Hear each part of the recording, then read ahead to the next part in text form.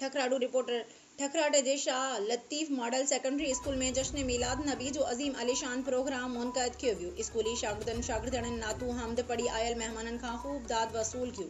असांजे स्कूल में हर साल जीअं हिन साल भी जश्न ईद मिलाद नबी जो प्रोग्राम थियो, जंहिंसां स्कूली शागिर्दनि ऐं शागिर्दनि तक़रीरूं करे पंहिंजो टैलेंट ज़ाहिर कियो आहे, जंहिंसां दिल खे सुकून मिलियो आहे। असांजी कोशिश आहे त सभिनी ॿारनि खे बहितर खां बहितर तालीम ॾेई सघूं। स्कूल ऑपरेटर मोहम्मद हसन मंगी, नूर अहमद मोहतम, इशफाक सुमरो, खलील अहमद गुल ऐं ॿिया रिपोर्ट मूजिब ठकराटे में सिंध एजुकेशन फाउंडेशन जे ताउन सां हलंदड़ Shah Latif model secondary school में जश्न ईद मिलाद नबी जो प्रोग्राम मुनक़द कियो वियो, जंहिंमें स्कूली शागिर्दनि कोसर बानो, नाज़िया हसन, फज़ीला तारिक, हुसैन, महताब अली, मीर हसन समेत ॿियनि तक़रीरूं करे नातू हमद पढ़ी आयल मेहमाननि खे ख़ूब दाद वसूल कयो। प्रोग्राम जा इंतज़ाम स्कूल ऑपरेटर तालीमदान मोहम्मद हसन मंगी, उस्ताद नूर अहमद मोहतम, खलील अहमद गुल, इशफाक अली सुमरो जिन संभालिया।